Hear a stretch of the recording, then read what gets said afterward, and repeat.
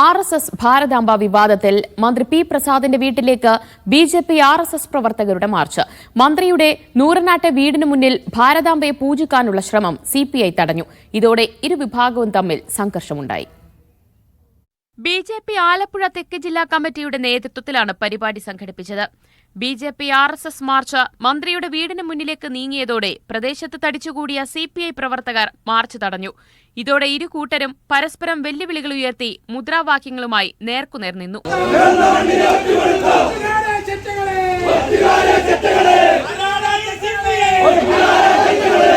സംഘർഷത്തിന്റെ വക്കോളമെത്തിയപ്പോഴാണ് പോലീസ് എത്തിയത്.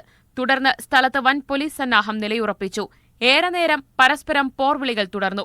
പോലീസ് ഇടപെട്ടതോടെ ഇരുവിഭാഗവും അടങ്ങി. ചോദ്യങ്ങൾക്ക് മറുപടി പറയാൻ കഴിയാത്ത RSS ജാള്യത മറയ്ക്കാനാണ് പ്രതിഷേധം സംഘടിപ്പിച്ചതെന്ന് മന്ത്രി പി പ്രസാദ് പറഞ്ഞു. ഇല്ല, ഇത് സംഘപരിവാറിന്റെ മുദ്രാവാക്യമാണെന്ന് ആരാണ് പറഞ്ഞത്? ഇത് സംഘപരിവാർ മുദ്രാവാക്യമല്ലല്ലോ. ഭാരത് മാതാ കീ ജയ് എന്നുള്ളത് സംഘപരിവാർ മുദ്രാവാക്യമല്ലേ അല്ല. ഇന്ത്യൻ ജനത സ്വാതന്ത്ര്യ സമരത്തിന്റെ കാലഘട്ടങ്ങളിൽ ഉയർത്തിപ്പിടിച്ച മുദ്രാവാക്യമാണ്. ആ മുദ്രാവാക്യത്തിന്റെ എന്താണ് അർത്ഥം, എന്താണ് അതിന്റെ ആഴം എന്ന് പറഞ്ഞത് പണ്ഡിറ്റ് ജവഹർലാൽ നെഹ്റുവാണ്. സംഭവത്തിൽ CPI CPM ഭിന്നതയില്ലെന്നും ഇരു പാർട്ടികൾക്കും ഈ കാര്യത്തിൽ ഒരേ അഭിപ്രായമാണെന്നും മന്ത്രി പറഞ്ഞു.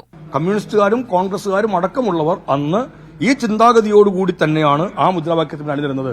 അതാണ് നമ്മൾ പറയുന്ന ഭാരതമാതാവ്, ഇന്ത്യൻ ജനതയാണ്. ഇവർ കൊണ്ടുവരുന്ന ഇന്ത്യൻ ഭൂപടം പോലും വികലമാക്കി അവതരിപ്പിക്കുന്നതിന്റെ പശ്ചാത്തലത്തിൽ നിൽക്കുന്ന രൂപമല്ല ഇന്ത്യയുടെ ഭാരതമാതാവ് ആകേണ്ടത്. മീഡിയ 1 ആലപ്പുഴ.